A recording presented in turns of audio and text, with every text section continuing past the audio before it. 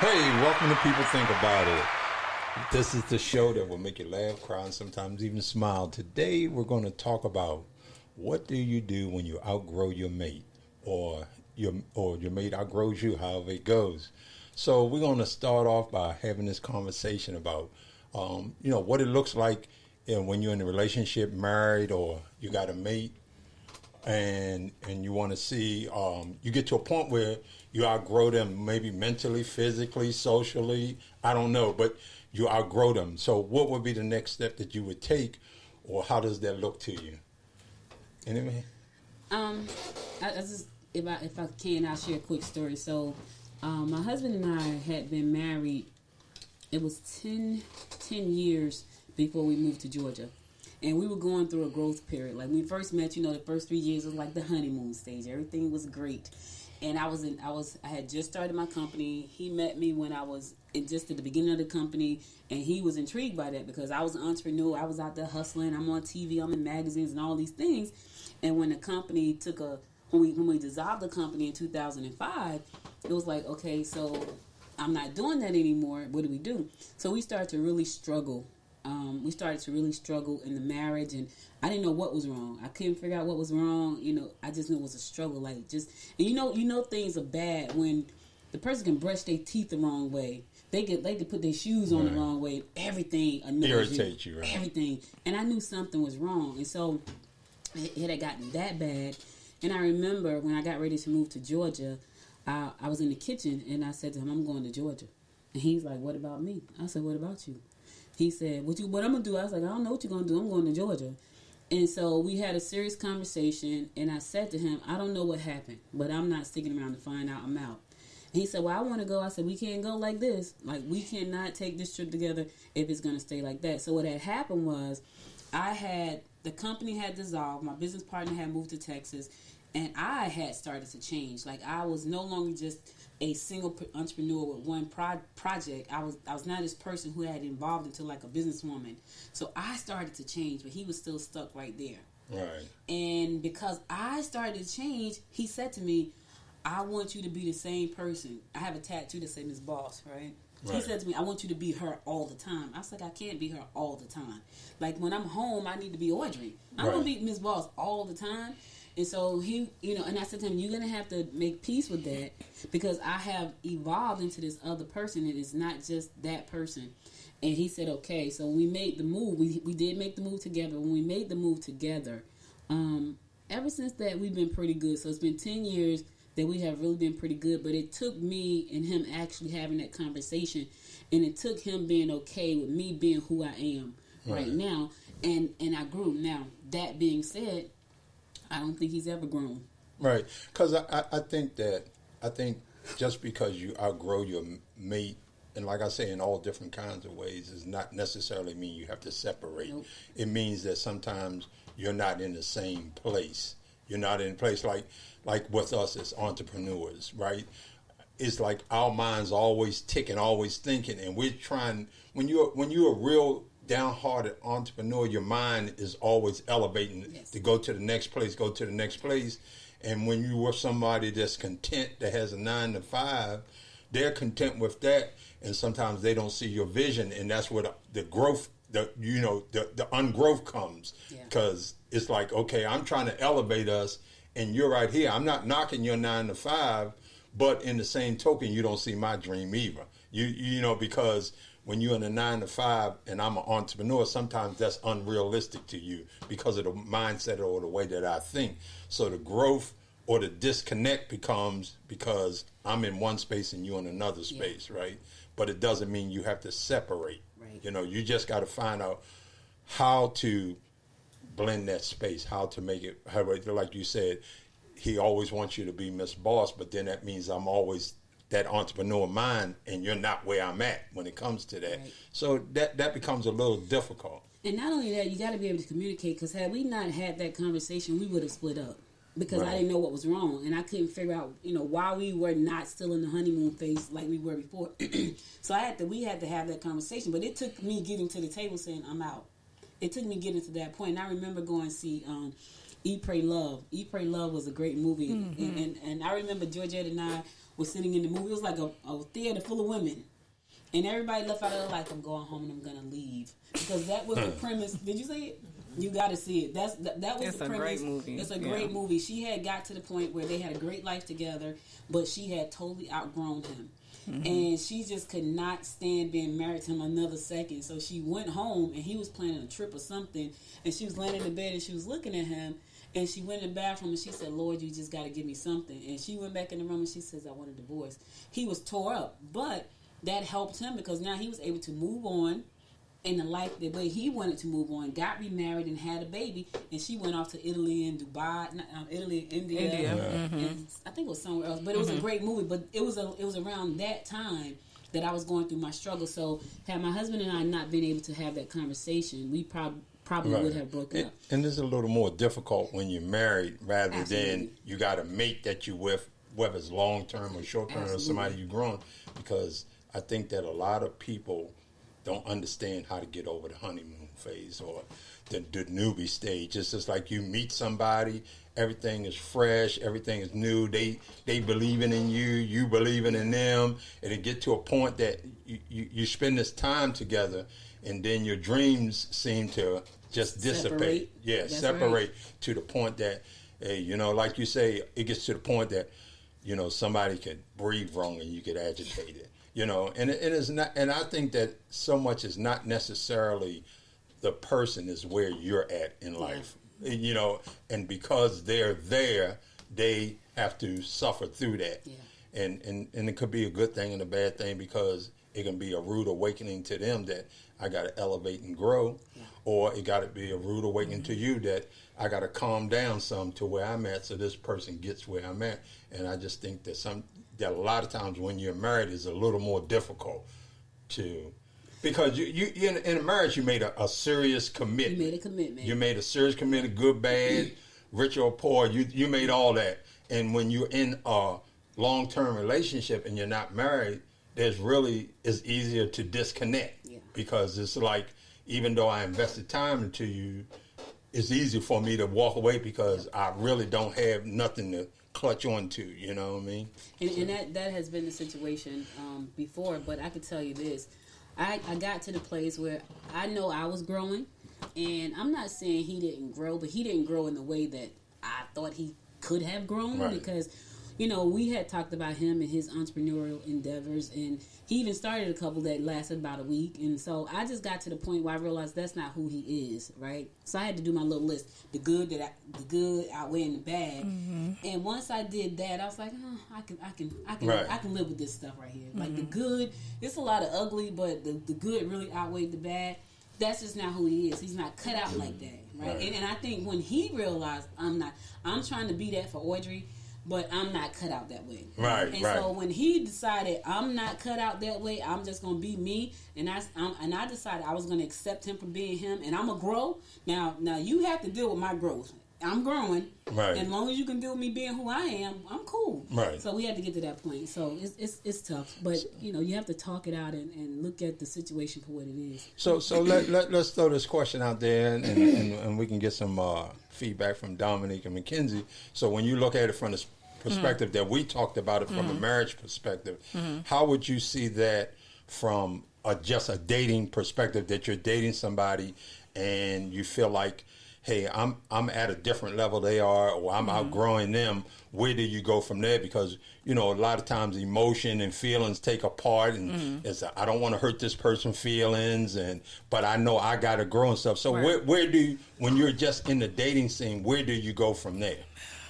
I mean, it's always communication for me. At the end of the day, you just got to lay it all out and say, this is where I am. This is either where I want to stay. This is either where I don't want to stay, and you just make your decision from there. But I feel like everybody has to be realistic when it comes to having those conversations, because it's like, well, one person can't say something and the other person ignore what the other person says. It's like you both have to listen to each other and be realistic. And yeah, it is easier to be like, okay, I'm done with this. I'm throwing my hands up. I don't want to do this. Maybe this is not working. Maybe this is not what I thought it was going to be. And I feel like that's okay. every person that you meet, you're not going to marry them. You're not going to be with them forever. You're not going to create this life that maybe y'all envision in this honeymoon stage or whatever. And that's okay. And you just got to be okay with that. But I feel like once you communicate your feelings, everybody needs to respect whatever has been said from both parties. So the question I would have to ask you then is that, I totally agree. In life, in your walk in life, you date different people, you meet somebody, then you meet that person that you may want to marry or whatever. But I ask this question because especially I hear a lot of women say, especially in today's world, I don't want to waste my time. So when you look at it and you're dating somebody and you get to that point that, things are kind of unmatched here. When do you sit back and say, it's not about what that person thinks, it's about what I think and what's going to be healthy for me? Because a lot of people will say, well, they just won't leave. Well, if they just won't leave and you made the decision to leave, you got to do what's healthy for you. So how do you deal with that, or how do you make those kind of adjustments in the dating market? Well, I don't know. I'm hard on that. I mean, I'm the type of person once I'm done, like I'm leaving. It ain't really because I've already made my mind up, and nothing can change how I feel. So for me, it's like, okay, I'm gonna put it out there. I'm gonna communicate it with you, and then once I do that, I'm gonna head out, like, eventually. So I don't know. It's one of those things where it's like, yeah, you want to be mindful of other people's feelings, but at the same time, it's kind of like, well, I don't really know how I'm supposed to feel for you when I'm telling you how I feel, or vice versa. I don't know. I just want to add this. So I was engaged to Dominique's dad, right? Great person. We were engaged. We were together for 6 years, and I remember when we decided that, this is not working for either of us. Like, we're just not happy. We were trying, and we had a conversation. Like, look, I'm not happy. He's like, yeah, me either. And he left and moved to Georgia. I was still in Jersey at the time, but that was a conversation. But and for him, we tried. We had a nice apartment. Things would look like they were going good, but we weren't clicking emotionally. We weren't clicking physically. We weren't clicking. And we had a conversation. We had a come to Jesus moment, the two of us together. And it's like, I'm not happy. And it was like, me either. And I remember his brothers coming to pick him up, and they went back to Georgia. Now, what was interesting, years later, when Dominique was 18 years old and she was graduating high school, he came to the house. Her grandfather, my husband, was there at the time, and he was like, I want my family back. I'm like, man, you better get out of here. But what he said was, it wasn't just me. And I said to him, what do you mean by that? He never told me that there was issues. He never told me what those issues were with me. My husband is the same way, though. He doesn't. I know I have flaws, right? But if we all do. We all do. But if you ask him what's my flaws, he nothing. You're good. I know I'm not good. Right. A lot of people do that. I'm like, but I know I'm not good. I know I'm flawed. But I told him I was flawed when I first met him. So maybe he feel like he doesn't have to tell me. But for him, for Dom's dad, we had that conversation and we made an adult decision, and that's why we were able to be friends, because we knew that neither one of us was happy. And so he went on about his business, had some other kids, and went on about life. I never had any more, but I went on about mine and got married to my husband, who I'm with right now. And so I think you have to, like, I could have easily been caught up in the life, right? When we were together, I was riding in limousine, flying on private planes, and going to exotic islands. I was doing all that stuff. Right. I could have stayed in that place, and I didn't want to, because I wasn't happy. Those things didn't make me happy. It was the emotional connection that made me happy that I did not have, and he didn't have it with me. So we made a grown folks decision that I want to be happy. Yeah, because I always say happy relates to happen. So you're only happy of what's happening. Right. So let's get Mr. McKenzie involved in this conversation, and let's get your outlook about how you feel like if you've outgrown your mate, or your wife, or however you deal with it. How do you move on, or how do you fix the situation? Well, in my experience, I would say that I was a person that was growing. Or I was a person that was just in a place to where I wanted to do more, or I wanted something real, I would say. And it seemed like the people I was dealing with wanted something from me. They had like an agenda. And so it's kind of hard for me to really say, a growth or, you big in that person. I really feel like I deal with people that had like an agenda or whatever, or they had, I was like a certain person in their life that they just had me there for that thing. Like, I had previously talked about Ohio. I think that was just a good time. So my question would be that if you're dealing with that and you have a mate or you have a significant other and you can identify, I'll put it that way, you can identify that they only have me because of this or because I can do this or I can provide this or provide that. If you know these things, and when you talk about how do you grow with them, you automatically seen there's a point that there's not going to be any growth. For me, it was the photography, and every time it was always the photography, because with the photography, me doing portraits, I had to deal with different women. I was around women, and they would have a serious problem with it. Like, that would always be an issue. And it's like, I'm not going to choose my photography and you like I'm going to choose my photography over you. Don't make me choose. I'm not being absolutely honest with that, because I'm not going to, I don't even feel like I should have to choose. You're supposed to be there with me. This is what I'm doing, and it's bringing money in. It's not like it's a hobby. This is my business that I'm doing. This is my little entrepreneur thing, whatever. You can put it like that, right? Right. And I'm trying to grow that thing, and I have to get out here and I have to be around these people, whatever. I'm going to take a picture and put it on social media after I do a shoot in the studio saying, hey, me and such and such just got this great shoot done. Look out for the pictures. I can't have you getting jealous or getting upset or getting angry because it's like, what are you doing taking pictures of this woman? I'm like, I read the caption. I'm promoting the business, whatever. I think that person, they went in for. Here's the thing, because if they saw you and they say this is my opinion. If you get with someone and you like that person, right? But you don't like what they do, then you're being inauthentic from the door. Mm-hmm. So that's going to backfire in your face in long run. Because you need to be who you are at the very beginning. So they know. When I met my husband, I was like, look, I'm an entrepreneur. Going to be one till I die. Don't like washing clothes. Don't like washing dishes. Don't like going to the grocery store. I don't like none of that. Ain't going to cook. You need to know that right now. And I told him that. So he knew that. And I've had women go, oh my God, my husband would divorce you. I was like, he probably would, but I'm not married to yours.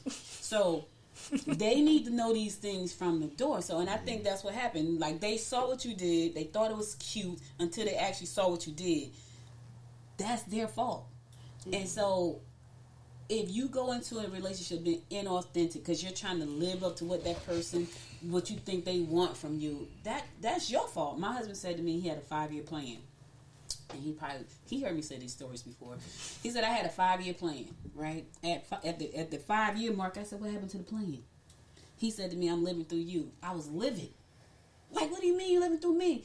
Because he was. He liked the fact that I was on the TV, I was on the magazine, all these things. So he was living through me. So if you go into a relationship and your reason for being in that relationship is bad, it's going to backfire in your face every single time. Because if that person is being who they are and they start to grow, see, she wasn't being who she was. She was trying to be who she thought you wanted her to be, right? And you're doing your thing. You're taking pictures. That's what you do.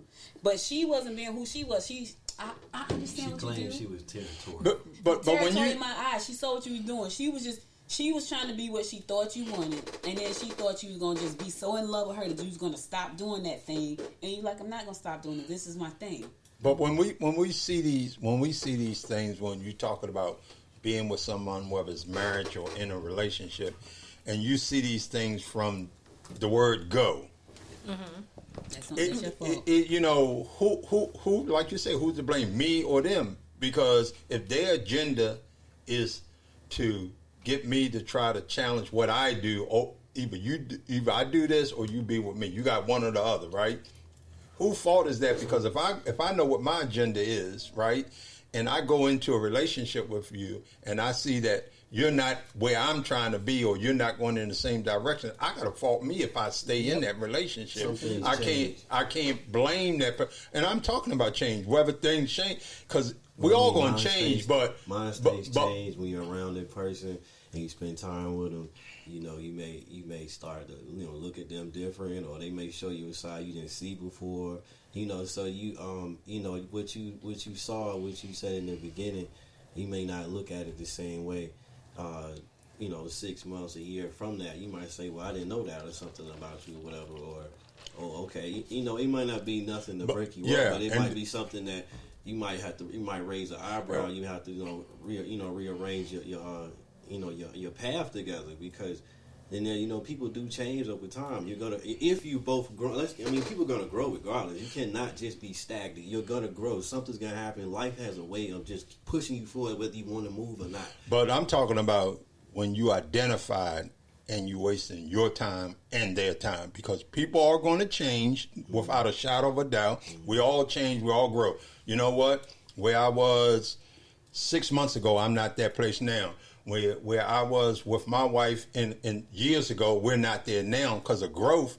But yeah, we through our conversation and communication, we've grown. But if I see that through our conversation and communication is not growing, and I know that person's there trying to elevate themselves and not me, to me that's wasting time. So when do you identify that? Explain that part when you say elevate themselves and not you. Well, just like when you spoke about a situation that they were kind of put you in a situation that you was going to choose your photography or them. So basically, they wanted you to invest the time into them and their direction of it, and wanted you to put your photography to the side. So, devil's advocate, how would you fix that situation? I leave. It's called compromise.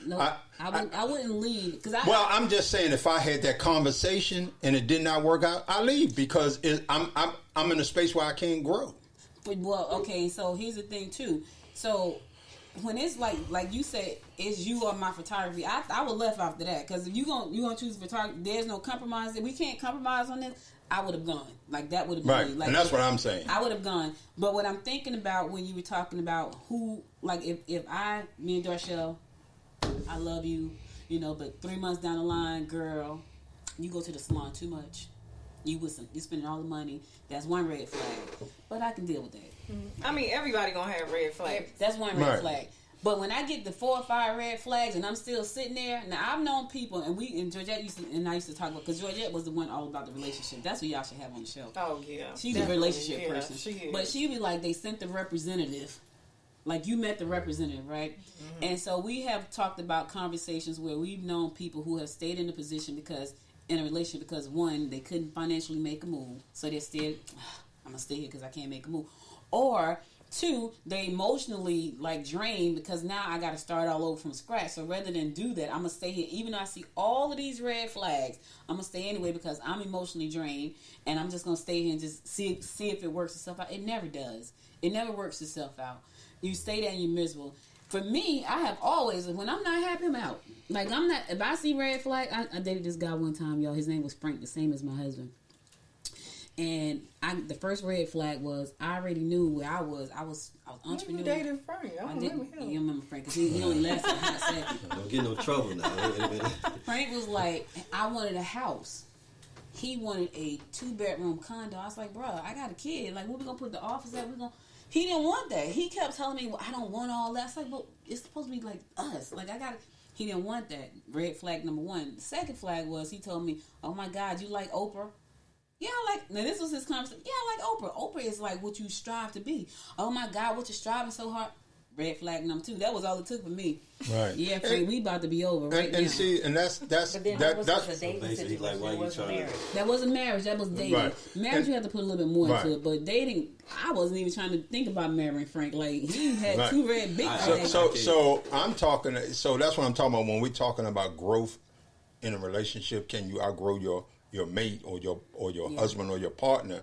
I'm saying, I know that is different from marriage to when you're just dating somebody, but in the same token, just like you said, a lot of people waste time. Mm-hmm. You look, and before you turn your head, you done invested 5 years and it still hasn't gone anywhere. Mm-hmm. You invested this. Now when you in the marriage, you got to battle a little harder. There's no doubt you have to battle hard. Mm-hmm. But when you just dating somebody and in my mind, I know this certain things ain't going to go a certain way, or this person ain't going in the same direction I'm going.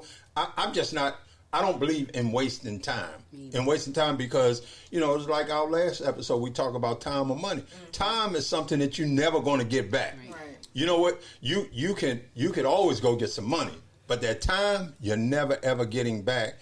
And I just think, it's just like sometimes I have a conversation with with one of my daughters, and I tell them, I say, she may share her relationship with us and stuff like that, and I'm like, well, really, you're wasting their time and your time, because if you keep and you give me this kind of conversation that you're giving me, it's telling me that you're wasting your time, but you're also wasting this person's time. Yep. And also what it's caused is that you're messing with them emotionally too, because where you may be disconnected, they may be still connected. Absolutely. And that's where all that drama come in at, because I'm not going to leave, and I'm not going to do this, and next thing you know, you might have some stalkers and this and because you got to understand, you destroyed somebody emotionally that invested a lot of time into you, or you invested a lot of time into them. Yeah. So when it gets to the point of outgrowing each other, when you identify that, I think that you have to have that serious conversation. Mm-hmm. And once you have that serious conversation,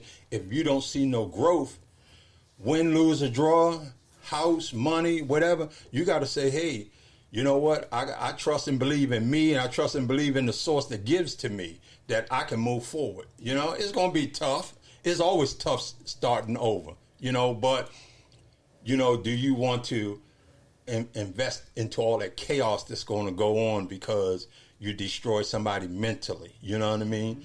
And it's just it's a bad look. But like I said, even with us, like I said, Audrey, being an entrepreneur, a lot of times people don't see your growth. Oh, no. They don't understand it.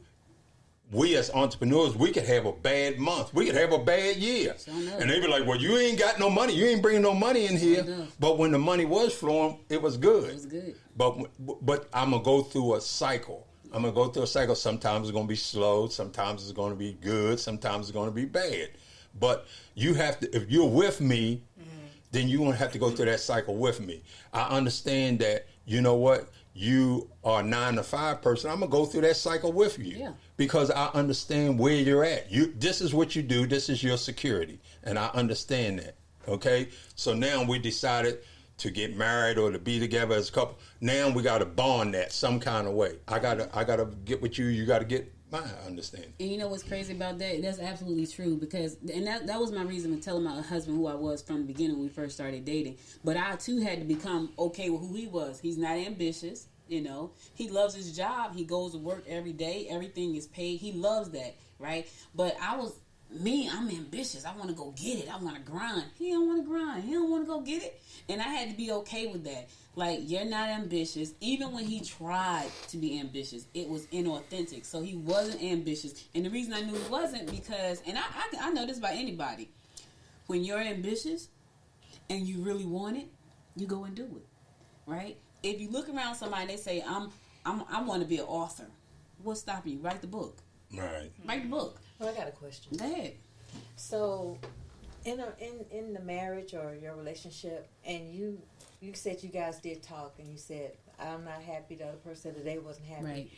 But how long did it take for you to get to that point? Because that's that part of sitting around waiting and trying to see and wait, that's the most hurtful part. It is.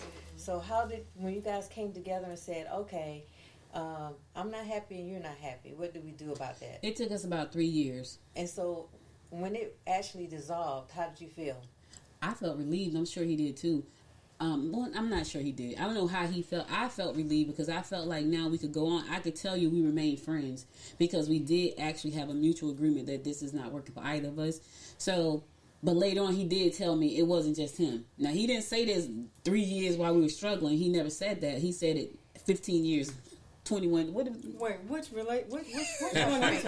Not Frank. I knew that question. Oh, okay. I was like, wait a minute. I knew. No, not now. With Frank, it only took about a good month. Like, that was like, yeah, this is a no for me. Because I pay attention to red flags. You told us a few stories, man. Yeah, I was trying to make sure I was on the right Frank, it took me about a good month of saying. So what's Dominique's dad's name? His name is Gentry. Okay, we'll say Gentry. Gentry. We call him Haas. Haas. So it took Haas and I. It was about three years, and it started to crumble right around the third year. Dominique was around 3, and then because from the time she was born till she was. So this is what happened. When she was born to 3 years old, I was in postpartum. I didn't know it. When I came out of postpartum, she was 3 years old. That's when I got real serious and I started to really grow. He didn't. Now, he is a fantastic musician and artist. Fantastic. And I was trying to help him do the music business, setting up auditions. So now it's at the 3-year mark and everything starts to fall apart because he tells me he wants to do these things. We have a house and he has all his music equipment. He's up all night making beats and music and things. And I think when it really fell apart, we were driving in the car. He had been in somebody's studio, made some beats, and they stole it, and it was playing on the radio. And he was just real laid back about it. And I'm over there having a heart attack. Like, what? He was okay with that. So I knew right then and there we weren't going to be able to go any further than where we were. And I was like, look, you're not happy. I'm not happy. We're both unhappy. Let's just call it quits. And he said, you're right. And we did. You know what? You made a good point here that as we grow in life, in our relationships, we go through different things. As you get older in life, mentally you think differently, physically you feel differently, and I know for me, understanding the thing women go through when they go through hot flash and they go through the mood swings. I had to get to a point I had to understand that. Yeah. So it really wasn't an attack on me, but it was. I had to understand what you go. So some of those things when you're talking about growth in a relationship and a partnership can cause you to, because my mind's somewhere else and your mind going through this mood swing. And I think that that's a good, thing to put out there, that you got to understand we're growing. We're growing, where like you say, where you was 3 years ago to where I'm at now, I think differently. Through some of our struggles, I think differently, so that setback. And I also feel like it's not a personal thing. Growth is not necessarily it's personal to you moving, but it's not like, oh, well, I'm growing because of you, it's just like, this is just where it is. It's not, this is just how I feel because I'm changing. This has nothing to really do with you. This has to do with me and how I feel and where I'm trying to go and what I see for myself, or where I want to go, or what's next for me. It's selfish. It's selfish because it is more so about self than it is about the next person. And the law is self-preservation. I mean, that's the law of the land. Self-preservation. You're gonna always look out for uno before you look out for somebody else. Not everybody does that though, Lamar. No. Some people put everybody before themselves. They put themselves last. Everybody comes first, and then they're suffering. Right? Mm-hmm. They're suffering in silence. They're unhappy. They're miserable. They're trying to be everything to that person, and then they want to blame that person because they allowed themselves to suffer. You can't do that. Like if I'm suffering because of me, because I want to make. There's a young lady used to go to church with me. She was suffering, and we would sit down, and she would talk to me. I was like, but you got to put yourself first. Like, no, I want to make sure he's okay, right? And I was like, but why? Like, you're suffering. Well, she put herself last all the time, and guess what he did? Yeah. He married somebody else, and she was devastated. But I had told her, you got to put yourself first. It's not okay for you to put him first all the time, and you put yourself second, and then he goes off and marries somebody that's completely different. I'm talking about straight. And then not only did he marry the girl, he did stuff to her like she was like the enemy. Right. And I'm looking at that like, that is nuts. And so if you are the ones always putting yourself out there and trying to make sure this person is okay, and you become second, that's your fault. But and it's just like a pastor friend of mine. Because I think at one point in life I was that person trying to save the world, and one thing he said to me was, if Jesus Christ couldn't save the world, what make you think you can? There you go. And it made me think differently. But like you said, Dominique, I think change is a self thing. Mm-hmm. I think that things that surround you help you make some of those self choices, whether it's another person, whether it's the atmosphere you're in, whether it's the place you're in at that point in time in life. I think they help make you make those self changes in your life.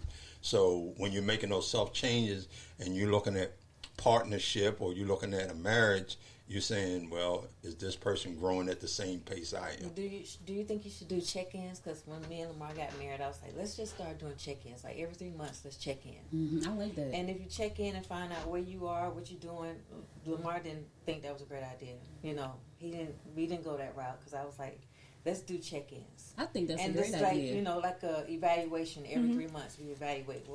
I think check-ins are cool. Yeah. So then when you have a situation where you don't want to be together anymore, you like, dang, I messed up. But not only that, that gives you the opportunity to say, okay, well, let's check in. And I'm a big proponent. If we check in and stuff is rocky, then we need to fix it. And if we can't fix it alone, let's go meet with a counselor and fix it. My husband and I went to counseling, which was hilarious. We went twice. We went to the cat lady one time, and then we went to the doctor that was no holds barred. I didn't like the cat lady, and he didn't like the no holds barred. So it was like, oh, listen, we need to figure it out. So I like the check-in idea. Like, check in. But here's the thing, Dorshell. If you're going to check in, be honest.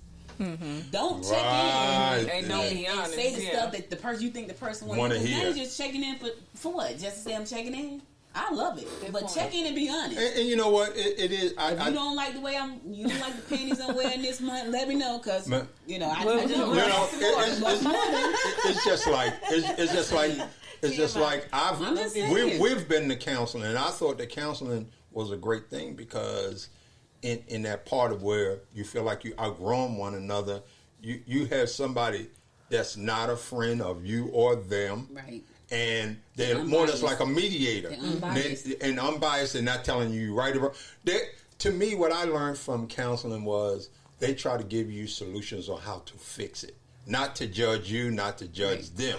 You know, but in the same token, the biggest thing you said and the greatest thing you said is being honest and truthful. And a lot of people don't know how to do that. A lot of people don't know how to be honest because, number one, either they don't want to hurt your feelings or they don't want to get into a big argument that they can't deal with or whatever. But a lot of people hold back the truth, you know. But then when it boils down to that point of separation, now the truth start coming out. Yep. You know, whether I found out you were fooling around, whether I found out you were taking money, whether I found out you wasn't going to work or whatever. Those are the things that people got to understand about. I think you got to deal with honesty and the truth. And honesty and the truth is a hard thing. It is. And I know, like I can speak for myself. I'm probably one of those people. I'm black and white. I don't deal with all that gray area. Yes. I don't deal with all that gray area. I second that. Black and white over here. I just there's some gray areas though. I mean, it is sometimes. You know what? I don't know. I'll give you an example. When Dorshell and I first met, right? When Dorshell and I first met, right? And she began to share things with me, and she was like, you know, this went on, and we didn't have truth in this. So, Lamar, whatever you do, don't ever lie to me, right? So, me, the guy I don't deal with all that gray area. I don't deal with all that gray area. So when I don't deal with all that gray area, it's just like, okay, I'm not going to, you asked the right person not to lie to you, right? So I'm not going to lie to you. So if you ask me how something look, I'm going to tell you the truth. If you ask me, you know, to do this, I'm going to be honest with you, right? At that point in time, I can't really, per se, worry about your feelings, whether it's going to hurt you or not, because you asked me to tell the truth, right? You know? And sometimes people ask for the truth and they can't handle the truth. Can't handle the truth. They can't handle the truth, you know? So when you ask somebody to be honest with you, you got to be able to handle the truth. Like, if my wife came to me with something, I got to be able to handle that truth. Whether I like it or not, I asked her to do it. And I think a lot of people miss out on trying to, when you feel that point of growth separation or that point of separation, now, like you say, Audrey, you got to dig down, and now we got to get nitty gritty and be honest with each other. Because if we don't be honest with each other, you going your way and I'm going my way, and guess what? The truth still never have been told. Yeah. So you got to do that. You got to get nitty gritty. I think that sometimes. And you got to communicate too, because I think a lot of people are passive aggressive. Some people just passive. Period. Like they would rather shut down and bury their heads in the sand and think that if I don't say anything, it's going to go away. It does not go away. It just get bigger and bigger, and it festers until it explodes like a terrible blister. So you got to be able to talk about things. You got to be able to come to some resolutions. Otherwise, you are in the same place 3 years later. You're in the same place 10 years later. I saw this thing. This news anchor, he used to work at a news station, but he started working for Baylor University, and he would go around and just do random, it was called, I forgot the name, he would just knock on people's doors and just and ask for their story, any story. He would just go around, had his camera, and just knock on people's doors and say, what's your story? And they'd be like, I don't have a story. Well, he knocked on the door of this one little old lady, right? And he knocks on her door. She may be 75, 80 years old. And she's telling him the story about the husband and how the husband never talked. And he died. And she's like, he says, oh, I'm so sorry. He's like, please don't be sorry. I couldn't wait for him to die so I can have a life. Now, and this is a real story. Because all he did was walk around and knock on doors. But she lived 35, 40 years miserably. Right. That's nuts. And now she's 75, 80 years old. She's like, I'm happy he did. But you could have been happy, like really happy, while he was alive, but you didn't want to rock the boat. You didn't want the world to look at you a certain way. You didn't want the person to look at you a certain way. And you spent 45 years being miserable. That makes no sense to me. So let me ask you this, and I'm gonna point to Dominique on this one. Oh. So in looking at the relationships that you have been in, and I guess you got to that point of that ungrowth. We're not growing together anymore, right? If you had to reflect back then, what would you say will be some of the major decisions or things that you could have talked about to equal that playing field?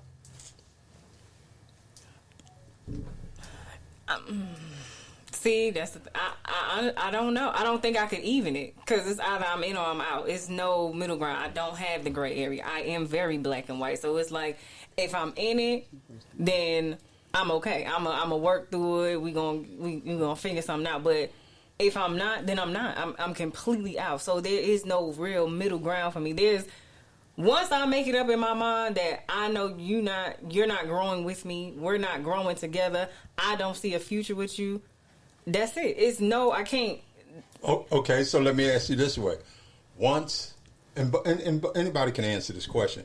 Once you in that situation where there's no middle ground and you decided we're not growing together and this relationship is not growing together, right? Because people tend to stay. So in that point, are you plotting a way out of the relationship without letting this person know? Are you plotting your way out? In some instances, yes. In some instances, no. Some instances, we both be like, yeah, this not working. Like my mom said with her and my dad, it's not working. So, you going to make a plan to go your way, and then I'm going to go my way. And sometimes I feel like, yeah, because everybody don't come to that same come to Jesus moment. When you say, this not working, the other person may not be on board with you. So, it's like, now those are the times where you got to plot your way out. Yeah. You can't just... Because they're not seeing it how you're seeing it. Right. So it's a conflict. So it's like, I don't know. I don't know. I agree. I feel like you will try to find your way out on your own, in your own time. Because in my situation,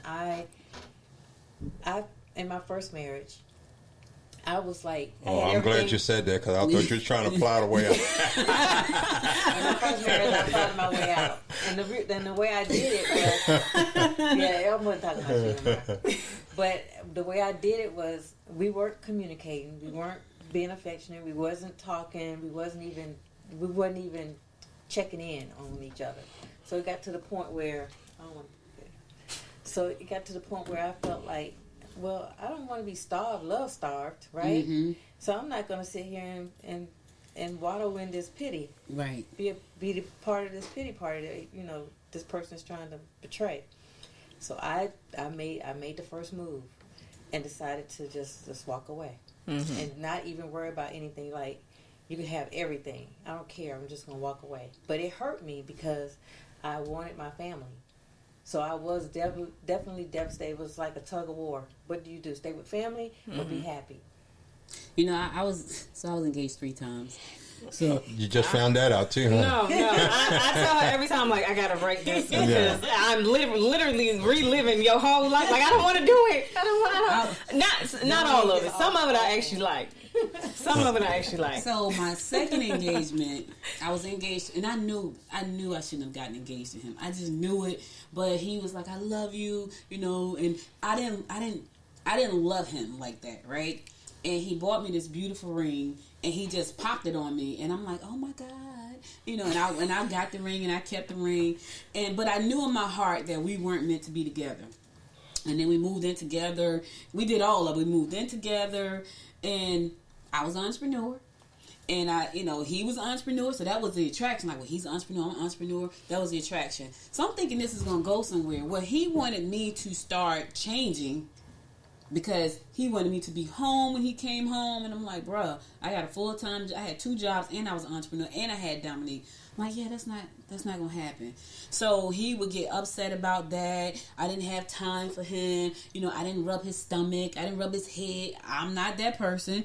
So we would go through this whole thing, right? So one night he came in, and I used to work far. He worked down, he had a store downtown Newark. I worked in a town called Florham Park, which was about 45 minutes away on a good day. So I had come home, and I would go home. He wanted me to come to the store. So I'm getting off at 4 o'clock. By the time I get down there, it's like 5:15. Like, why would I do that? Like, now, so why? Anyway, long story short, he comes home that night, and he's standing in the middle. It's in February. He's standing in the middle of the floor with his coat on. So I'm like, "Want to take your coat off?" He goes, "No." And I said, "Why?" He just stands there. So I'm stuffing envelopes because I'm trying to get the mailing out. And so now I'm getting annoyed because I get annoyed easily when you start acting stupid. So I was like, "You going to take your coat off? What's wrong?" "Nothing." "Okay, that's the second time I asked you. I'm going to ask you one more time, then that's it." "Okay, what's the problem? Why you still got your coat on?" "Nothing." "Okay, fine." So I get up and I go to the kitchen to get me something to eat. So I'm in the kitchen, and I'm sitting down. He walks behind me, and I hear the dish rack shake, right? So in my mind, I'm thinking, this guy about to kill me. That's what I'm thinking to myself, because he shakes the dish rack, right? And he goes, sometimes I just want to give it all up and just get rid of it all. I just want to just end it all. I'm like, end it all? So in my mind, I'm sitting there thinking with my back to him, like, okay, this is not good. So I calm down. I go back in the room. I'm talking to him. He's like, "See, this is what I'm saying. I just want you to lay your hand on my stomach and make the pain go away." And in my mind, I'm thinking, yeah, this going to go away. As soon as the morning come, yeah. So we did that all night. I slept in all my clothes at night like this with one eye open because I'm thinking, I can't do this. Right. So he went to sleep. I got up. I took the ring off. I put it in his coat pocket. And he was like, "This feels so good." He wanted me to be in love, and I wasn't. I should have left when I first saw the first warning sign. But I'm thinking I could work it out. I could make it work. It didn't work. So that next morning, when he got up to go to the store, and I got up to go to work, the ring was in his pocket. When he left the house, I was like, and I had said to God, "God, if you just let me wake up in the morning, this is gonna be over." I woke up that morning, and as soon as he left the door, and I went that way, he went that way, I called him. I was like, "Yeah, it's not gonna work out for us." He was so hurt. He went to my brother. My brother called me. "What's wrong? What happened?" He went to all my friends, all their jobs. Like he bypassed the store and went to everybody's job. He went to my mom's job. She comes home from work. He's at the house sitting on the couch. He's here on the couch. I wouldn't come home. It was crazy. But I saw the signs early on. Now, we were only together 4 months, but I saw the signs at month 1. But I'm like, oh. And then he bought me a ring at month 2. And so I'm like, okay, well, I'm going to take the ring. I should have said no to this one, like I had said no to the other ones right at month 1. And so moving forward, I just believed, I was the type of person after that where I said, when I see warning signs, I'm not wasting your time. Because he was broken. I was afraid. I'm not wasting your time and my time. The first 3 warning signs I see that I can't live with, it's a no for me. And I think that's what a lot of people don't do. They miss the warning signs. Right. They think it's going to get better. I think, Audrey, they don't miss them. They see them, but they ignore them. They ignore them. They ignore the warning signs. They see it. It's just like in baseball. When they throw a strike is a strike. You can sit around, turn around, fuss with the umpire.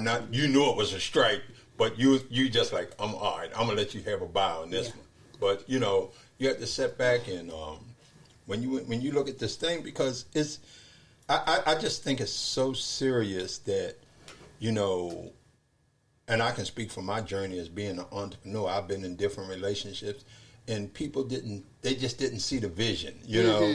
And I've had people that say to me, you know, I can tell you, like one time I had this young lady say to me, she says, you're all over the place. But I'm like, I'm all over the place, but I got more than you got, but I'm all over the place. So you entitled to feel and think the way you want to think. You know, my journey is my journey. But I knew not to waste my time because you're not in the same space I am. Because I'm headed towards a space that I'm going to try to build for me. You know, I'm not trying to do the 9 to 5 thing or whatever. And I know I'm gonna have my good days and bad days. You know, right? And I'm okay with that. And I'm okay with that. I'm okay with that. And I think that when you lock into a relationship, you have to ask that person, "You okay with that?" Right. Because if you tell me in the beginning you're not okay with it, I know let's not waste my time or your time because I'm going to do this journey with you or without you. You know what I mean? I had one guy tell me, Lamar, he was like, he went to a business meeting with me, right? He said, "You do this all the time?" I was like, "Yeah, I'm an entrepreneur." Right. Right. This is my mother used to say, "Entrepreneur." I said, "Yeah, I'm an entrepreneur." He goes, "Yeah, that's not going to work for me." So Mackenzie, you haven't said much, so we would like to know what would that journey be like for you if you were in an imbalanced relationship. How would you deal with it? Would you be willing to just say, "Hey, this is not working," and walk away? Or would you plot your way out? We already know that you wouldn't give up your vision because you said that in the beginning. So. What is that? That's a definitely hard no for me. I'm not having been in that situation a lot, but that is a hard no for me with my photography or whatever with that. That is my end game. But as far as being in that type of relationship or something like that, I would say definitely the communication is key. To sit and have a conversation about it. Every time that I've been in that situation, I have definitely stayed. When I dealt with the 4-year relationship, I stayed because every time I tried to get leave, then just to go to crying and hollering and hooping, hollering, this and that, and there were kids involved, so that made it a little different, than just being a regular relationship, and so that was the kids and their feelings, whatever, and their attachment, whatever, and so I would say definitely you sit there and look at it, look at the whole picture of it, and really ask yourself. Is it that we're not growing, or is it the fact that you don't have somewhere there's a disconnect? And I'm like, you need to figure out what that disconnect is before you just say, "Oh, we're not growing them out." I would say, and that's why I would say there is gray area, because in that gray area there is enlightenment. There is something else there that if it's black and white, and you don't delve into the gray of somebody. Everybody has a gray, and if you don't delve into it and you write it off, then yeah, you can have a relationship where stuff wasn't said, or you feel like you weren't honest with each other, or because you didn't go into outside of the box. The black and white thing is a box that you have, and then you come out of it. This is unknown area for me. This is unknown territory. It's scary. Nobody wants to go out there. But but out there in the wilderness, there is enlightenment, and there is something out there to be found, good or bad. But it's out there. So I would definitely say, in that situation, you definitely need to go out in the wilderness. You need to figure out, because somewhere that disconnect is out there, and it's not going to be cut and dry as to how to get to it. If the two of you have been brought together.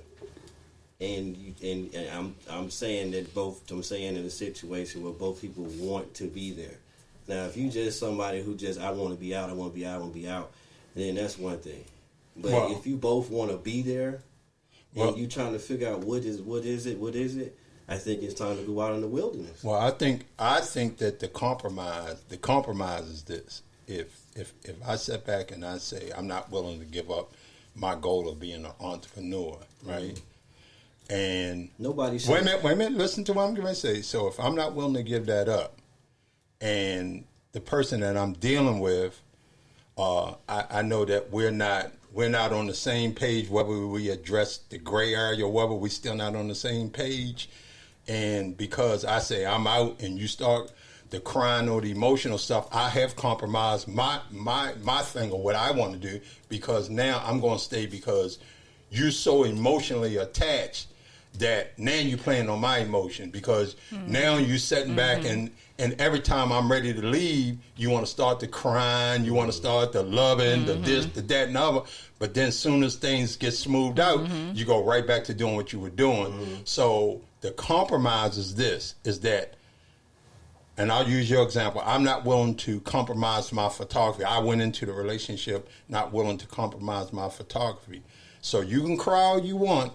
We've had this talk in this gray area, and it's just not going to work. Well, I want to be very clear on something. In any relationship, friendship, relationship, marriage, anything, nobody should make you question your dreams. Nobody should make you have to choose between them and your dreams. Your dreams are a part of you. Right, but if you stayed in that situation because they started crying, if you stayed in that situation and because of the kids or whatever, and to be honest, especially if they're not my kids, I'm in this relationship and I'm playing daddy or whatever because I'm in this relationship with you. So I'm this male figure in their relationship, but it's not working. Then I'm not going to compromise. If we address, because like I say, with me, I'm black and white. So I get what you understand. I understand about a gray area, right? So if you address that gray area and you still stay, that's on you. Well, I want to say this. So I believe there are gray areas. Me and my child had this talk all the time. There are gray areas. I used to date a guy, and they have the exact same birthday, and he too believed that there's only black and white, and I totally disagree. There are gray areas. What I will say is, being a woman who has dated with a child when I was single, and I broke up with people while I was had my kid, I can tell you that if I had stayed in, let's say the last relationship I just talked about, my second engagement, had I stayed with that person, that would have been a very toxic relationship for my child and me, right? Because he had issues that I could not fix. Now, I will say this. If you are in a relationship with somebody and you feel like you guys have outgrown each other, but you love each other and you want to be together, you just need to figure out how to fix it, then go talk to somebody. Now, here's a telltale sign.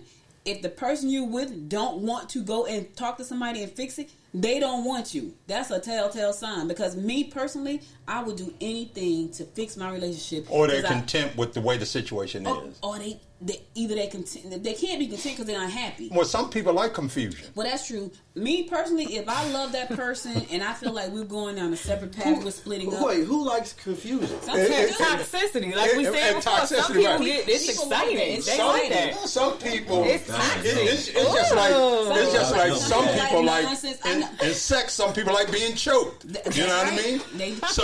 So what I'm saying is that's on another episode. But what I'm saying to you, there are people who like yes, you know what? Yes, they do. There are people that say, you know what? And I've heard women say this, that, you know what? He ain't no man. I do whatever I want. He don't want him arguing with me. They want you to address, and they want you to be crazy with them. You know what? I think it gives them a sense of that if things really go down, this joker will protect me. Because he got a little oomph in him. You know what I mean? Yeah. But if you always this mild-mannered person and you always trying to come to reason, right, and then it's like, she start wondering, right? Man, shoot.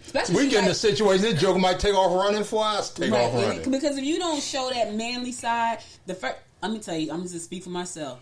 If my husband didn't show like the manly side and he's always catering to everything and everything, is you okay? You all right? And I'm looking at him like, yeah, I need a little thug going on. I need a little bit of thug. Like a little something. Hey, you want him to have a little edge. Just a little edge. Edge. But I know he got a little edge, so I don't worry about that because I know I've seen it. Okay, there it is. I'm good. What I was going to say is that if you are with someone and the person you're with, if you guys are going through some kind of separation, right? You figure you going in this direction, they're going, and you guys don't know why. And I'll give you a prime example. I have a friend right now. She's been married 25 years, and I said to her, she and her husband are going through some stuff, and I said to her, "Why don't you go to therapy?" She's like, "I don't want to." I said, I thought you said you love him. She's like, I do. I said, then go to therapy. She's like, I don't want to go to therapy. I was like, why not? So in my mind, you really don't want to be with him because you would do everything in your power. In my mind, you would do everything in your power to work for that relationship. When you don't want to do, you don't want the relationship unless you just like, hey, now I know somebody who was just everything she did was chaotic. She created problems, and I would tell people like, I'm not going over there because all she do is create problems. And there's people like that. I trust you. There's people she like they love She created chaos. a problem from somebody dying. She created a problem by everything, and I'm just saying. So I would not go around her because she was just that type of person. Where she said one time, the person across the street looked at me the wrong way. I said, so I'm thinking like, what? But that's what the man came. The delivery man knocked on the door one time to bring the package. He knocked too loud. He looked at her the wrong way. Like the delivery man, like they don't even. And this was during COVID. They ain't even standing to the door. They gonna drop the package. Right. So she was that type of person. She loved to keep stuff going. That was my ex. Like, I can't deal with that. Like that kind But of stuff. that's what we're saying. That some people like chaos. We would go somewhere. We would go somewhere. She'd be taking me around somewhere up there, and we'd walk in. And I'm always a gentleman. Period. So if I'm walking out and some ladies coming out the door, I can be with her. I'm gonna step back and let all of them come out the door. Then I'm gonna come on in. Right. I don't feel like there's nothing wrong with that. No. Okay. It's not. Oh boy, it's gonna be an argument. So you trying to flirt with them now? And I would have said, surely I am. If I'm trying to flirt with them. Trying to get a little look when they went through the door. I sure am. I mean, it was like, and you could feel it coming before she said it because it was like, you you could feel the heat from looking at, holding this door, and it could It's be just giving insecurities. You knew that bothered her, right? But she was just insecure. That's of insecurity. I'm not going. Here's the thing. Listen. Even if she was insecure or whatever the case may be, if you know that bothers your partner, So he shouldn't hold the door. Right, that's crazy. Is that what you So said? what happened to Sugar? Wait a minute, hold on. talking about values. Right. That's crazy. So you saying he shouldn't hold the door then if he knows that knowing who bothers? she with, Nah, he should. Nah. She should No, know who I she think- They is. should just break up. It's toxic. Right. Exit left. That's it. Right. Period. End of If you discussion. know that I'm a gentleman, and if I see some young lady coming through the door or elderly couple or whoever, I'm gonna hold the door. But and my if it thing makes you angry or mad, then that's your issues, not mine. Let's be transparent. Let's be Now, if transparent. you being fresh and now she feel away, that's different. Right. Let's Fresh be is transparent. one thing, Let's be but transparent. here's the thing too. If you with somebody and they're a nice person, like I'm a flirt a little bit, right? I'm a little bit of a flirt, but Franklin knows that. I'll come home and say, yeah, I had action today, and he just laugh it off because he think I'm crazy, which I am sometimes, but he knows that. Right, but am I gonna flirt in front of him? Nope, not gonna do that. But I'll come home and tell him I had action. You right? I want him to know I still got it, so I'll come home and say that. Right. So, and he just look at me like you just crazy. But if you are the person, My and wife he's- do that. My wife would come on and tell me somebody gave her action in I Walmart. know she get action, And I'll be like, that's But great. I know she get- Because You guess know what? she get action. The way I feel like Come this. home Check to this me. out. If don't nobody else find her attractive, I don't want her anyway. Okay, I'm sorry. It's the thing. That's awful. Tiana Taylor and her husband. He just said he like Iman.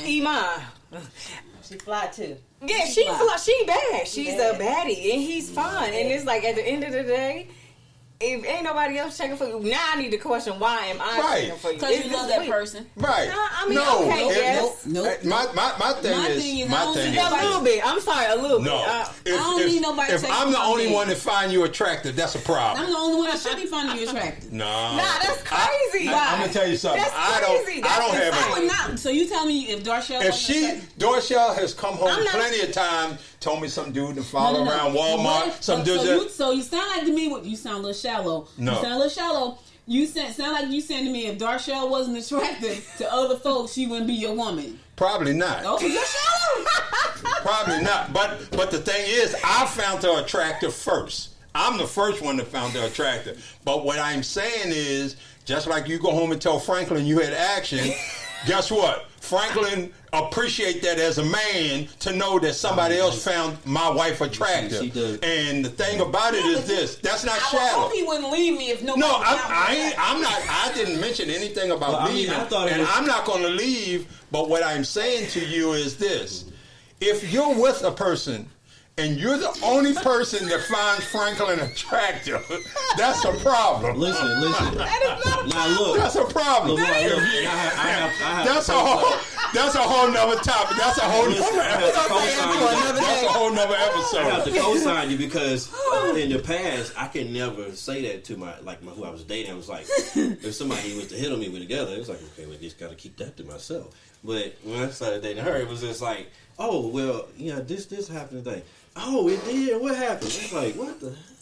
I can talk to you about this, and I can tell you. It was like, okay, well then I started telling you whatever, and then now it's like it's normal. So I didn't look at it like, before it was like, Y'all call me I'm a shallow, guy. man. I'm a guy. and Guess I'm what? being honest. I'm with It's just Lamar like, with that. I I'm know- sorry. I know- I'm not about to argue that right there. If ain't nobody else looking at you, I don't want you. Well, I know I'm sorry. I know my wife. terrible. I'm sorry, because My wife is attractive. My That's wife the is an problem. attractive That's lady. horrible. Y'all She's an horrible. attractive I'm lady. just saying. And you know what? I find her attractive, and other people find her attractive, and that's okay with me. You know what I mean? Because my That's thing fine, is this. but you just said if nobody found her attractive, I probably wouldn't have. You would I be- probably wouldn't. That's But weird. that That's goes weird. It's weird. that Like, goes back to that's the weird. honesty that we talk. If nobody else found me attractive, Well, nobody Lamar- else found me attractive. She Lamar. think nobody else found me attractive. She be like, I'm getting Wait. rid of this Would joke. you? Lamar definitely. Well, I mean, it's a level. It's Oh, y'all comfort. crazy. I've never been in a Oh, y'all situation crazy. where Hey, somebody was well like, let's step back so we don't get off track. I was gonna say this is the funniest show I've ever done. I was gonna say though that there is a level of comfort there when you can be open like that and say that to the person you're dating, and it's cool. It's just like you don't have to sit there and hide it and be like, oh, it didn't happen. You know, it's like. Let me tell you something. That's when you know you got the right person. Franklin and I went to Miami for Dominique's 30th birthday. We down in Miami, right? So you go to Miami, it's just booty everywhere. It's booty everywhere. I'm talking about thongs and just butt everywhere, right? So we're sitting in the restaurant. I'm like, that butt. I'm telling him, look at that one. Because I could not believe it, right? So he comes back home. He calls his best friend in Jersey, and he was talking on the phone about Miami. I said, "You telling about all the booty we saw?" And he was his friend was like, so he put him on speakerphone. He's like, so what happened? I said, Ty. I said, it was butt everywhere. I said the other way, but I'm trying to be, this is the show. I said, but it was butt everywhere, Ty. You couldn't even go to the restaurant. They were everywhere. He goes, when y'all going back? I said, now your wife ain't gonna let you go, so you might not go. So he was telling his friend about it, and his friend was like, what your wife said? He was like, she was telling me to look. So I said to him, won't you and your boys go to Miami? Because I know if I was sitting down there and watching butts with him, like, did you see that one? Because someone was just ridiculous. You might have a better time with you and your boys, because now y'all can really talk like you, because you still being respectful. I'm the one acting like, oh my God, I can't believe they wore it outside. Take your boys and y'all go to Miami and do it. His boy's wife was like, nah, they can't go. They didn't let them go, so they couldn't go. So when you know you with that person, I trust Franklin. Like, go ahead. I try to give a hall and pass. that's the thing. You want a hall pass? I know it's been 7 years. You get the itch at 7. You need a hall pass? Like, I don't need a hall pass. So, because I'm trying to do whatever I can do to make it to 27, 37, 47 years. Well, right? let me tell you something. I'm a big advocate of this. I know that my wife is a nice looking woman. And then when she put herself really together and stuff like that, even make her more attractive, right?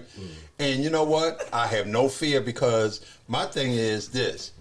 She can come home and tell me some dude try to holler at one, but guess what? I put it all on her. The weight is on That's her. right. Because you know what? I trust her. That's right. Guess what? A dude gonna do what a dude got to do. That's right. You know what I mean? So I trust her. So when she come home, and she didn't come home and say, I'm packing my bags and leaving. She didn't say, hey, you know what? Smashed at the gas station.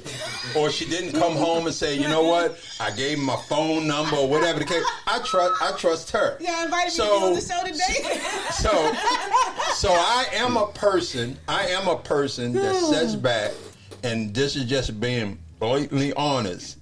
If nobody else finds my woman attractive, that's a problem with me. That's a problem, because who does not want to know that their mate is Lamar, attractive. She, as long as you find her attractive. Yeah, that ain't. I mean, I'm not good, saying but that. I ain't- do find her attractive. I've said it like 4 or 5 but that times. should be the only- Nah, But guess it's what? not. Guess what? That's not it. Why? Let me not tell you it. something. It Audrey, really don't, because I don't Audrey, understand that. Audrey, let me tell you something. I'm gonna let Lamar explain it. Let me tell you something. I can't As a explain man, it. as a man. What? See, you're And looking as at a it from a woman. woman's perspective. No, wait a minute now. No, I'm saying your mother. I'm Oh. not saying you. 'Cause I'm about to But say, what I'm uh-uh. saying is, from a man's perspective, and I know we've gotten a little off subject. We are just a but bit.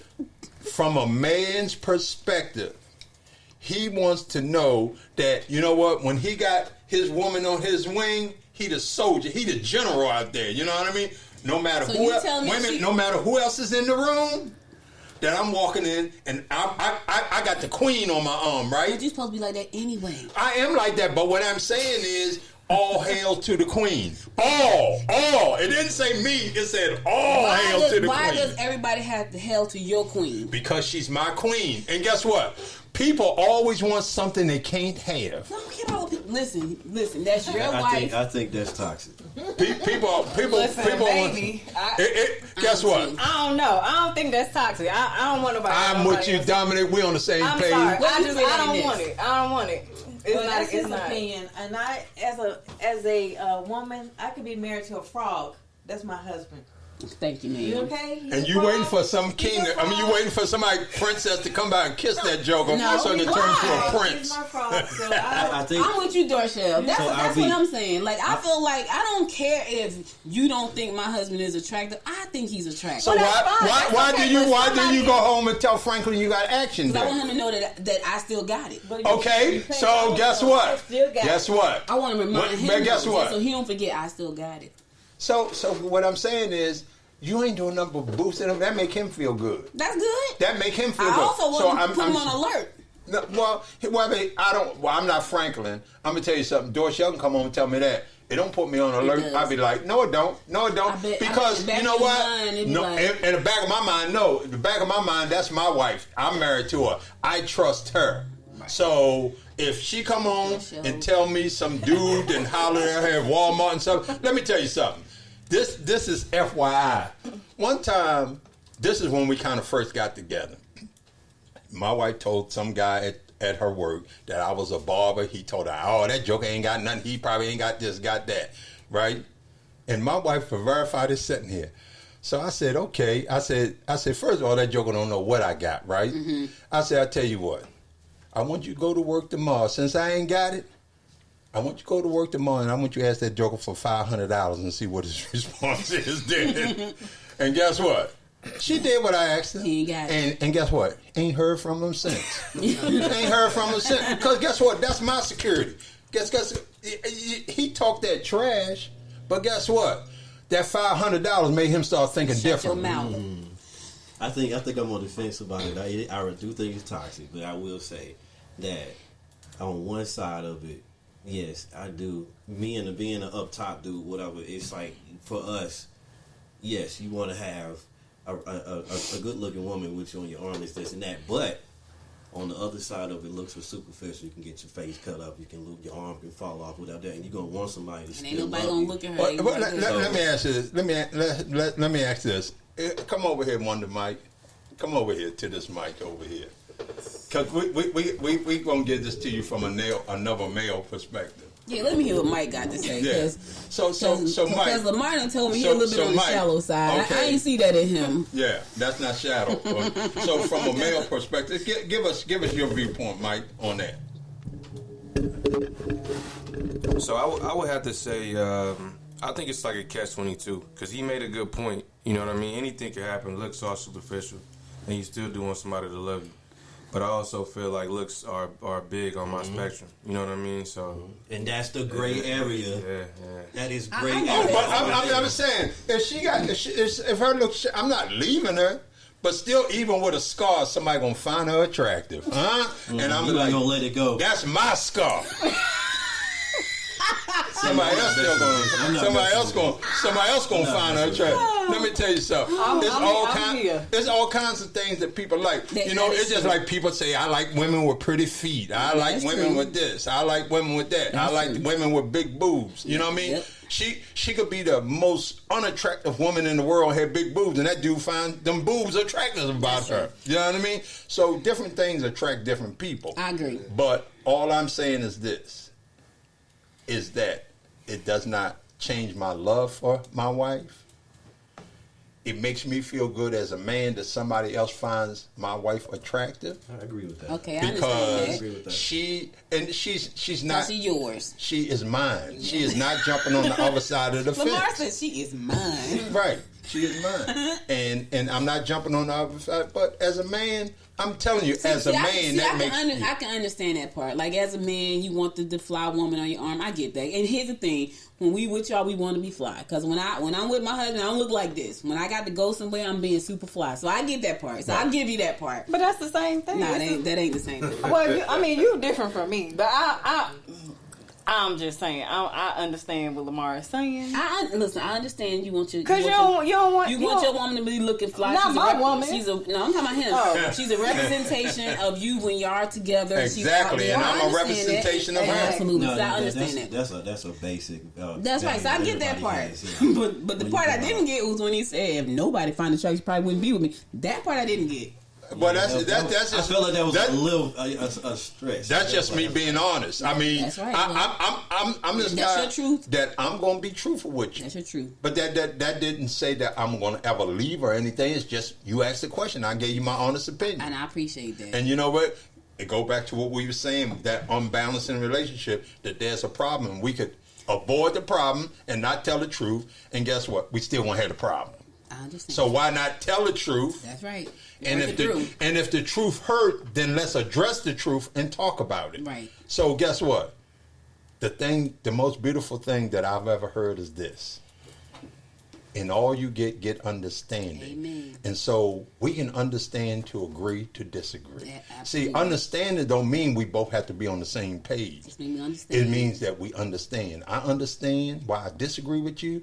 You understand why I disagree with you. So we understand. That's right. And all you get understanding. That's it. That's it. And a lot of people have it confused that they think getting understanding means, okay, we on the same page now. No, that's not what it means. That's not what it means. Right. So, and I think too, another good thing too is really listening to the person, right? Because I think a lot of times people are talking, and so I like to talk, so I might be talking too much. Do you hear what I'm saying? And I remember taking a class when I used to work at Prudential, and we had to take a class. It was called Magic, right? And you had to actually repeat back to that person. I've been to that kind of counseling. You had to repeat back to me what I just said, verbatim. Right? Yeah, because then you know when people are actually listening. I find that that's another big issue. I watched this show called How to Get Rich. It's on Netflix. Ramit Sethi is doing the show. And one of the issues on the show was it was a bunch of couples. It had about 2 singles on it, but it was a bunch of couples. And a lot of the couples just weren't hearing each other. Like they were talking, but the person wasn't hearing. Right. And so once he made them break down some things, they were able to like actually hear and see, and then they came out on the other side better than they were before. But because people are talking and the other person's not listening, it's kind of like they're standing there going like this, or they're thinking of a rebuttal, right? Or a rebuttal, and they're completely tuned out. And then when you say, "I just said that," you didn't hear me, because I've done that before. Oh yes, you know, and I've done it. Like when I'm like, you saying something I really don't hear, I'm like this. Mm-hmm. And I'm completely tuned out. If you ask me what you just said, especially if I'm a know it, I can't even tell you because I'm shaking my head yes, but I'm tuned out.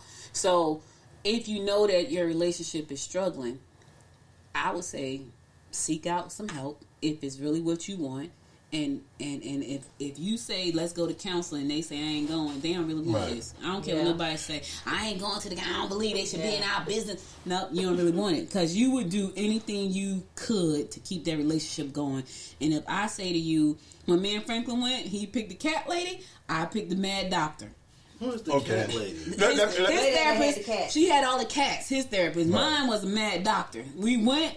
Yeah, we good now. We don't got to go back to neither one of them. So I didn't like the cat lady. He didn't like the mad doctor. But we went because we felt like it was worth us going. So let's do this. Let's let's take, let's say 15, 20 seconds each person. We're going to go around the table, and we're gonna give your rebuttal or your thought process of when you in that relationship and you feel like it's unbalanced.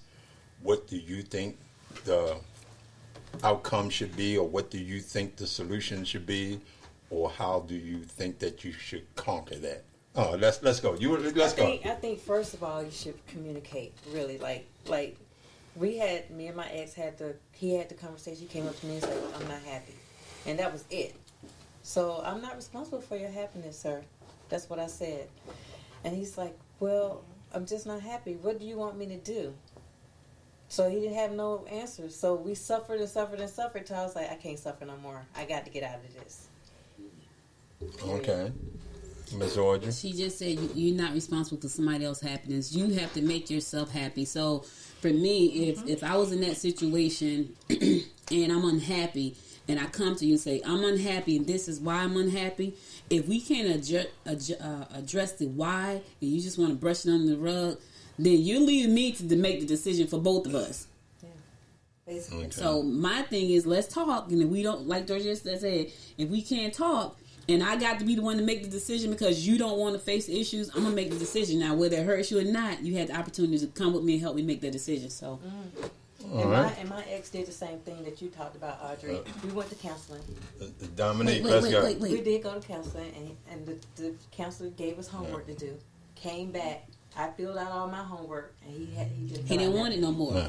He didn't want it no more. All right, let's go, Miss Dominique. Do your little 20 seconds. Okay, so I'm going to just say always communication. Communicate it, and y'all just have to be honest with yourselves, and y'all have to be realistic. And you have to be willing to hear the other person. It can't, yes, the truth is going to hurt, but if that person is being honest and they're being transparent, y'all either, figure out a way if you feel like it's worth it, and if not, then y'all just, that's it. Just don't be mad. Just keep it going. Come on, Mr. Mike. Let's hear from you since you're at the table. My honest opinion would be honest, communicate with each other, and if it doesn't work out, I think you shouldn't hold on to it too long. I think that's a big problem that a lot of people do. They hold on, they stay too long. Mm-hmm. All right, Mr. McKenzie, do your 15, 20 seconds. I mean, I'll just double down on what I said before. I think you do need to look at the gray area and look at on orthodox measures to seek out outside of what you're used to doing. You know, look outside of your box. Right. It may be an answer outside of your box. What's outside the box though? Because for me, the only thing I could think of is a therapist. That's outside of the box for me. Are there other things that you could think of that someone could actually do that's inside the gray area, outside of the box? If you're used to dealing with something a certain way, all right, this is how you always did it, this, and then it's not working. Mm-hmm. Unorthodox or outside of deviating from the norm, whatever that is. So it could be going to counseling. It could be, let me look at something I never paid attention to before, or let me try to look at it from this point of view. It could be anything outside of the normal way that you're used to doing things. Mm-hmm. And I think that is a very transparent thing, because it don't need to be taken as an attack. It needs to be mutual. It needs to be both person. You can't look at one person and tell them, "Oh, go in the gray area." You got to do it too. You got to do it together. It has to be. Then I would say that would bring up the next point. I would say, whatever you do, it has to be done together. And I always say, I'm sorry. Okay. Well, my viewpoint is this: is that I always say, and my famous line is like Michael Jackson, "The man in the mirror" or "the woman in the mirror." I think that first and foremost, people have to take a look at themselves, because when you look at yourself, if you're to the point that you can lie to yourself, you'll lie to somebody else. So if you're looking at that person in the mirror and you're being very honest with that person in the mirror, you'll pretty much get your answer. And then once you get your answer, you have to figure out, do I stay or do I go? You know, and you more or less can't sit back and contemplate on that other person's emotion. You do have to have that conversation, but you can't allow their emotions. If you decide to go, you can't let the emotions make you stay, because you're still going to stay in a bad situation. Yeah. If you decide to stay, then I'm like you, Audrey, you got to seek some kind of counseling. You got to work together. You're right, Mackenzie. You got to do some kind of things together to keep the growth going. So, you know, in today's show, we understand that, you know what, you can outgrow your mate or your spouse, but you can bring it back together. You can bring it back together to the point of through counseling, through communication, which most people said here is totally about communication. So once you got that communication and honesty, you can bring it back. And we want to just thank y'all for listening in to People Think About It. You can go to peoplethinkaboutit.com and listen to us every Wednesday night at 8 o'clock. You can reach out to us at peoplethinkaboutit.com at gmail.com. You can go to our pod page if you want to be a guest, fill out the guest roster. You can also donate to our, if you go to the pod page, you can donate. You can become a guest. And a sponsor. You can become a sponsor. And we would love to have y'all. We appreciate you guys as listeners. And once again, we want to thank you for listening to People Think About It. We want y'all to keep listening every Wednesday at 8 p.m. We put a new episode out there. Thank y'all very much for listening to People Think About It. Okay.